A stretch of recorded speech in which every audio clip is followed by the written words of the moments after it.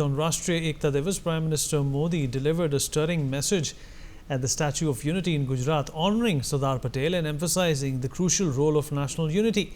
In his address, Prime Minister Modi urged citizens to stand firm against urban Naxalism, pointing out that certain forces are attempting to undermine India's progress and deter global investors. He warned against divisive elements who threaten India's economic and social fabric, stating that Naxalism has shifted from rural to urban areas. Prime Minister Modi also reiterated his vision of one nation, one election and the implementation of a one nation, one civil code to further solidify India's unity, that is.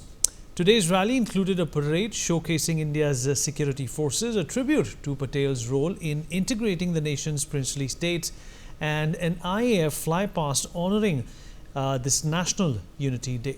We'll talk about this with our guest. Joining us on the show is Mr. Xavier Rodriguez, BJP leader. Mr. Shyam Prasad Meka, Congress leader, will also be joining us momentarily. Mr. Sumit Peer, political commentator, is with us on the show as well. And last but by no means the least, Professor Madhav Nalapath, editorial director of the Sunday Guardian, also joins us on the program. Professor Nalapath, sir, I'll begin with you. First up, a very happy Deepavali to you, sir. It's an occasion which, of course, is being celebrated not only in the country but throughout the world. Different messages spurring out as to what this day means, but what the Prime Minister said has a number of connotations. When he talks about national unity, he means a different thing. And when he talks about outside forces planning on undermining India's progress, is also a very profound, a deep-seated message. What did you make out of it, sir? Well, I'd like to say the Prime Minister is absolutely right. The first thing, of course, is that Sardar Patel was very instrumental in ensuring that more than 530 princely states integrated into India, including Jammu and Kashmir, I may add.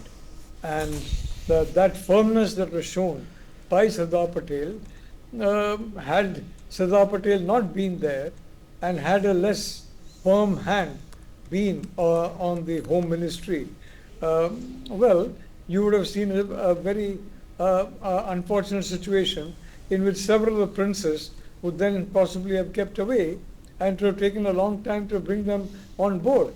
Sardar Patel integrated them very quickly, and frankly, he had a big stick which he kept behind his back, but he worked out a very amicable instrument of accession, and the Government of India solemnly signed a covenant governing its conduct as per the instrument of accession, which, by the way, was in effect torn up by Mrs. Indira Gandhi later on in 1969-70.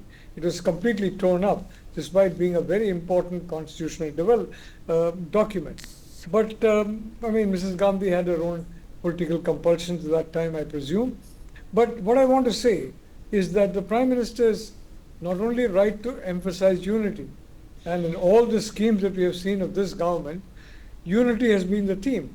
The schemes are applicable across the board to all people who are Indian citizens, irrespective of any narrower consideration, whether it is region, whether it's religion, whether it is what we call caste. Any of these issues are not there, but they are completely universal across the country.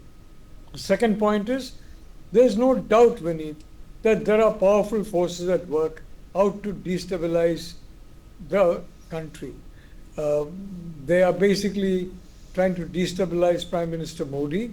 They tried very hard to deny him a second term and a third term, and they did not succeed.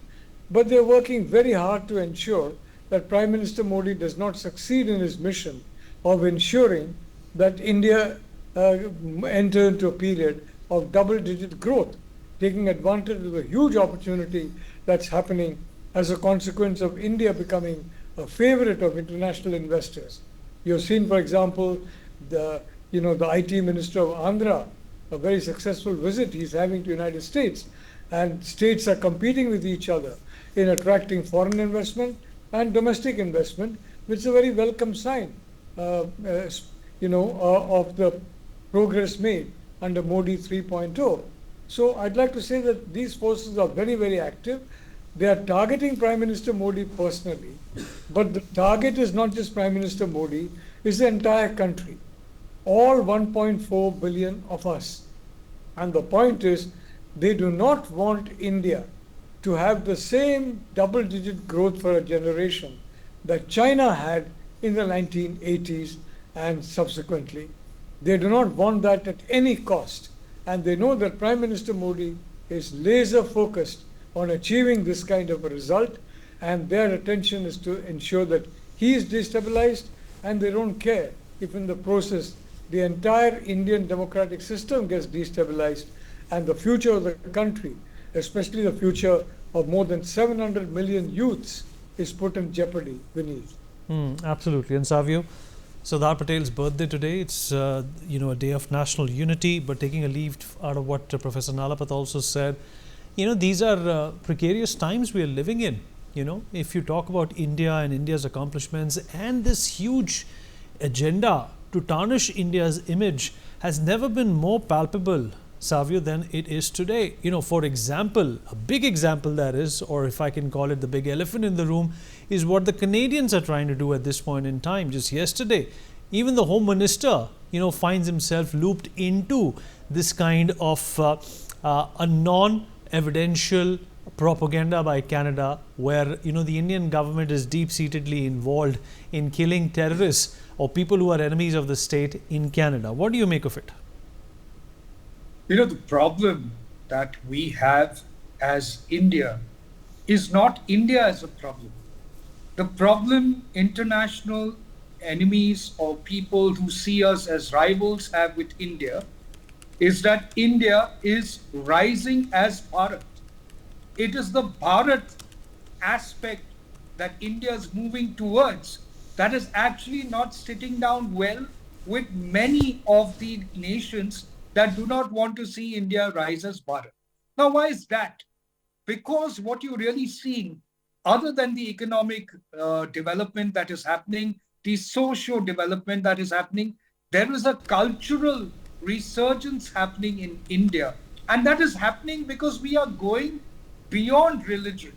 We are going beyond caste. We are going beyond region and rising as one nation, rising as Bharatiya more than any other thing. And that is something that never really existed truly in this country. Nationalism is considered by many in the Western section of society globally to be a taboo. You should not be a nationalist. And that is why somebody like an economic terrorist like George Soros actually put out $1 billion to fight nationalism emanating out of India. And that's the problem. The problem is just that they don't want India to be united. They don't want India to start thinking as one. They don't want India to start growing economically. Because once you start thinking as one nation, socio-economic progress happening, and that's what they don't want.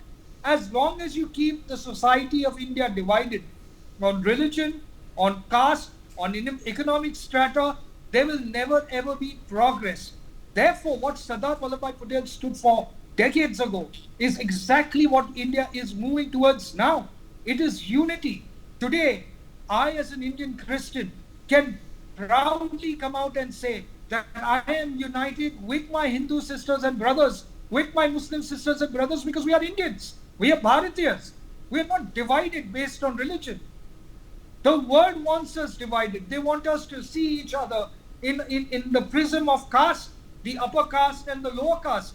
I grew up in a society, in a family where we didn't even know what our caste is, and we still don't know what our caste is today. Because that's the India of the future. I have never told my children what is our caste or what should our caste be, or are we upper caste or lower caste. What is important is that we are Indians. That's what my mother taught me. That's what my father taught me. And that's what I teach my kids. And today, that is disturbing Western nations. People who are propagators of the Western philosophy that do not want the rise of what is considered to be the Eastern philosophy or the Indian philosophy or the Sanatan Dharma way of doing things, whether it's politics, whether it's economics, whether it's socio-economic development. They do not want that to happen. They want you to continue to remain, to be a slave, to be a colonial slave. And sadly, we do have some people in India who continue to be colonial slaves. We are rising as Bharat, and a rising, resurgent Bharat is a problem to the rest of the world that wants India to remain as slaves.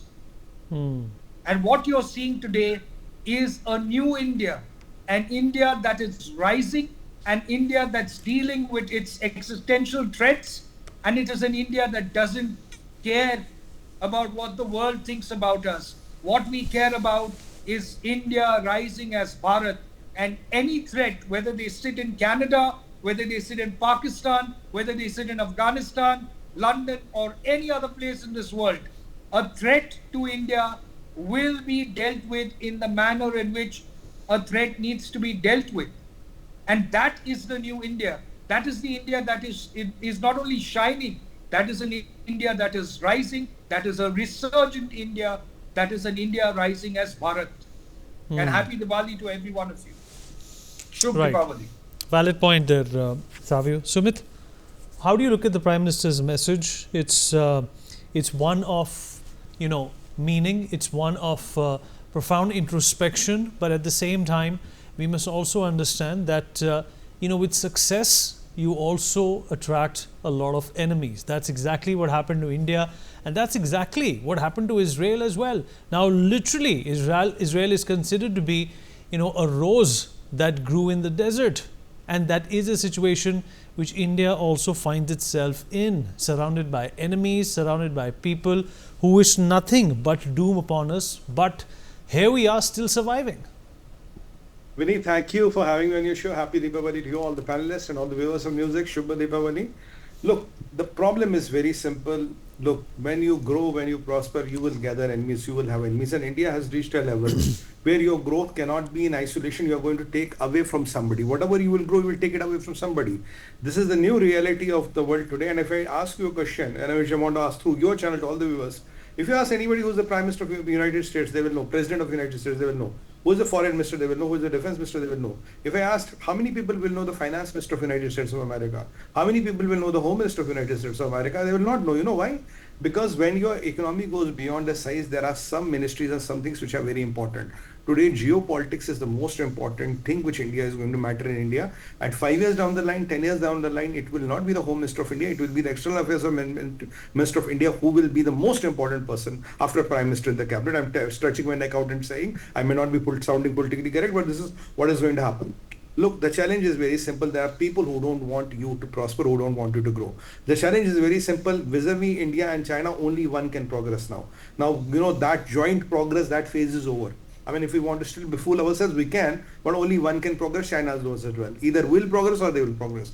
When it comes to between democracy and autocracy, only one will survive. It's either India or China. When it comes to our, peace, prosperity and development, one will survive. When it comes to military, you must have the strongest military in the whole world, possibly second or third. You must have a much stronger military than China because it is your immediate threat. Now, what do these people do? When they can't come and take you because you're a nuclear triad, nobody can come to a Lal Killa and force a flag there. That day is never going to come. But what do? There are these, agents of Satan, Shaitan ke farishte. What do they get them? There are these, what Prime Minister rightly said today, and he was very clear on these urban Naxals. Naxalism is not confined to these jungles and pahad ke piche nahi hai. Now these people wearing suits and ties and all the expensive perfumes and all, they have come to streets. Now these are the people who bring in those ideas of wokeism, they bring these ideas of separatism, they peddle these soft narratives where they dismantle your culture, they dismantle your unity, they dismantle your beliefs, and they are coupled with another breed of people called Andolanjivis. So these urban Naxals with Andolanjivis become a combination which is most lethal. And they are like breaking you from within. When you are strong enough, when people cannot come and break you from outside, what is the best way? Break you from within. It's like how termites can, make a, let's say, a closet, completely empty. You open the closet, there's nothing inside the closet. The termites are eating it all. This is what they does, and the Prime Minister Modi is very clear. There are people from outside who want to break the country, and there are people who are these urban Naxalites. They are working inside, they are working with Andolanjis, and they put together, we dismantle the India. Look, what you rightly said, Vineet, Israel is the only democracy in the whole of Middle East. And we are the only country in this hostile region which is growing, which is prospering, and which is growing at the world's fastest economy. China doesn't like us, Pakistan doesn't like us, Myanmar doesn't like us, Bangladesh doesn't like us, people in Nepal don't like us, and people in now Maldives even, they don't like us. Now we are practically the Israel of this part of the world, but thanks to God we are a strong country. We are not a weak country. Imagine if you were in the position of Pakistan and Pakistan was in your country, either we would have accepted Islam by this time or we would be paying jizya. There were only two things which could have happened. If we are still resilient and we are Hindu and celebrating Deepavali, thanks to our government, thanks to our army, and thanks to our economy.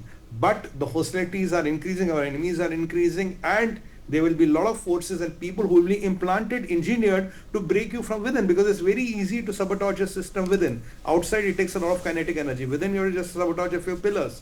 And that is what the Honorable Prime Minister is very clearly mentioning. With a powerful army, you can handle external threats. But what about the internal threats? That's what I have been always advocating for, a special Ministry of Internal Security with a budget of $50 billion to counter these threats, because the more and more we go, the more and more these threats are going to multiply. Look, today, we can talk about George Soros putting $1 billion. Now, how do we know how many people are there who have not declared they have maybe put $2 or $3 billion? Look, for a People's Republic of China, if they, how much is $5 or $10 billion for them if they want to destabilize India? Look what happened in that factory in Bangalore. Look what happened to this in the COVID. We had these LG gas leaks. There are a lot of things. Winstone factory in Bangalore, there have been a lot of such instances where things have been made difficult for India, and there is always a powerful section of the Western media who is looking at the drop of a hat.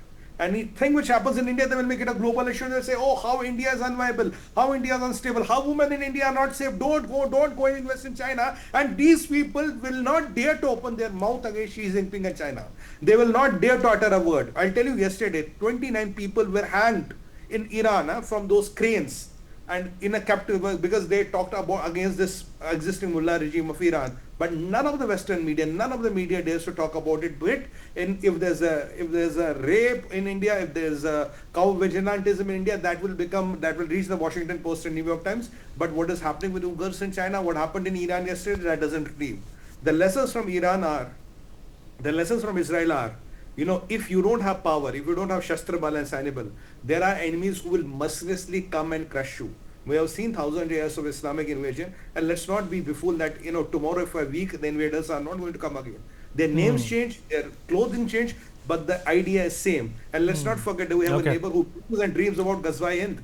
Right. You've made some valid points. Let me get a response from Professor Nalapat on what you have said. Professor Nalapat, do you concur with Sumit Peer that the hostilities around India are changing, are evolving? The latest one being what's happened in Bangladesh, and it is perhaps more time for us to consolidate what we really stand for. Vineet, I want to point out that Prime Minister Modi has always laid stress on the unity of India. He has laid stress on Sabka Saath, Sabka Vikas. He has not differentiated on the basis of religion or on the basis of any other region or any such thing. And I think that approach of the Prime Minister was totally illustrated by the Statue of Unity. In the case of Sardar Patel, for example, his right-hand man was VP Menon, who came from the state of Kerala.